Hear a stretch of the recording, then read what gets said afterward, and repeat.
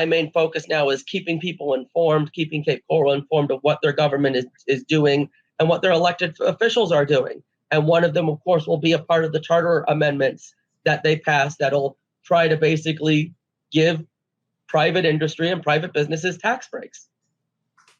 For somebody who supports our governor, I would like to hear from your perspective what you think he has done well and perhaps things that you think he hasn't done well.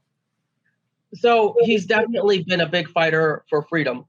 I think broadly speaking, that's where his strengths are. Keeping our economy open and reopening our economies during COVID, I think, was a major aspect as well. I support a lot of the things that probably your audience wouldn't support.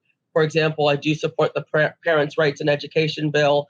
I did support the Stop Woke Act, but my biggest issue with both of those bills and a lot of these legislations that we get in Tallahassee is that Republicans in Tallahassee seem not to be aware of the law of unintended consequences. And you see a lot of this with the pro-life bill. You see it with the Parents' Rights in Education bill, where you have gay teachers and teachers in the LGBTQ plus community who can't have to take down photos of their relationships. And whether you like it or not, that's a form of discrimination. They're receiving a discriminatory action against them because of the language of this bill. I think it could have been tightened. I believe it was the Stop Woke Act where it wasn't Joe Gruters, it was another state senator, a more libertarian state senator, wanted to amend the language.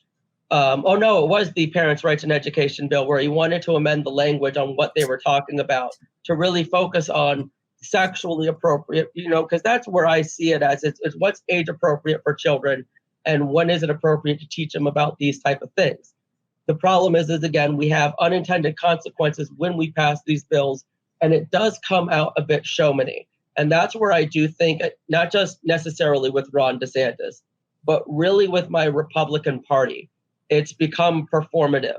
It's not about substance. It's not about actually getting tangible things done for the American people or for the people of my community, quite frankly.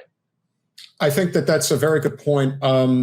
But I also think that both sides do everything in their capacity not to talk about economic issues. We have a massive housing crisis problem in this state. It is very, very expensive to be here. Of course, one of the reasons that happens in many instances is, again, alluding to trying to overly commercialize Cape Coral. It's the same deal with Orlando, Tampa. Then, of course, you move up the coastline to places like Titusville. And then, of course, you go to, Daytona and Jacksonville. And obviously down here, it goes without saying just how overpopulated we have become. People are finding their way into Florida every day by, the masses, if you will. So that is understandable. But there is still something to be said for the fact that there is no rent control, which is a huge problem. The GOP has no interest in this issue whatsoever. And the Democrats who are fighting on it, I mean, I'm not in Tallahassee. We're very friendly with a number of elected representatives, but there isn't anything that I've heard as far as, doing some type of a bipartisan bill to try to deal with some type of an effort there. Florida's a county strong state, so there's a lot of things at the county level that could be done. But there's always somebody who wants to make a buck. And this really is the wild, wild west in Florida. So what is your thoughts on perhaps some of the more progressive issues that tends to be much more economic based, not social justice based, right, that I think a lot of times people can find some common ground on? Yeah. I'm actually very glad you brought that up. So in the brief 4 months that I was running, that was what everyone was talking to me about. So I was doing a lot of research because I am a free market guy. In my opinion, when you're a landlord, you're investing in that property and you have a reasonable expectation for a good return on investment. I think that's fair. But at the same time, the people who are renting are working class people, and here in Cape Coral, a lot of senior citizens. So you can really only make a return on investment based on how much money they're making. So that's where I have really leaned more towards, I don't want to say rent control, but definitely rent stabilization. I had spoken to my state representative, Mike Gialombardo, about it. He gave me the market fundamentalist approach. We need less government, not more, free markets.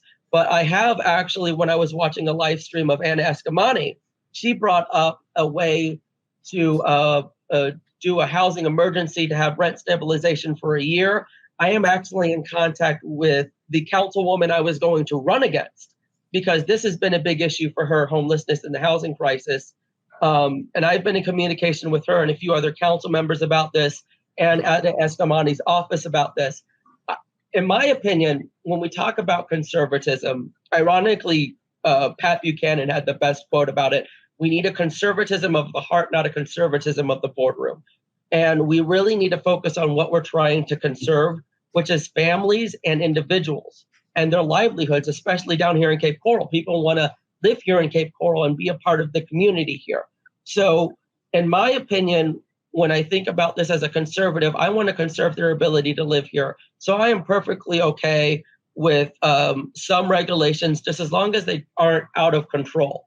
And we do also have to think about the unintended consequences there of rent controls and rent stabilization, which have happened, which have led to less development and less building. Though I don't think that would be a big issue for Cape Coral, because one of the other issues that we're having because of all the people moving in is we don't have the infrastructure to handle the people coming in.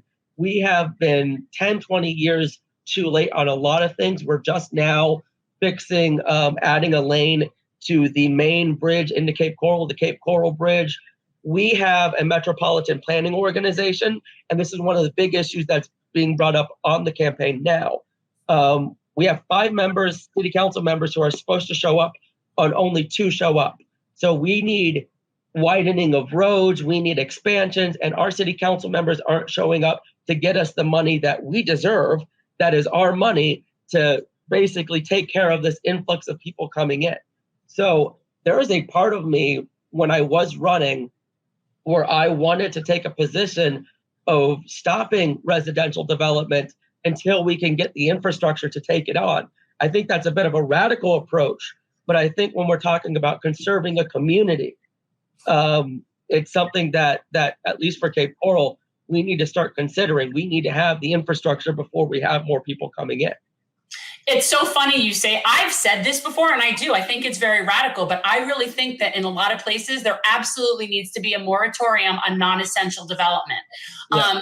Anything that isn't to service that community that would be part of the infrastructure, I agree. And I know that that is considered radical, but I think we are in a very desperate time. We are going to be running out of drinking water. Yeah. I feel like Jennifer Lawrence in Don't Look Up, like about the drinking water thing, like they can keep building, but we're not going to have enough drinking water for these people. So I do think you're right. And I do feel like maybe I'm conservative on this, but we need to conserve. And I agree, we should not be adding until our infrastructure can manage where we are now. Thanks for watching. If you want to support our mission to transform politics into service, please like this video, subscribe, follow us on social media, and consider joining our Patreon, where you'll get early access to our interviews as well as other exclusive content. Links are in the description. Peace out.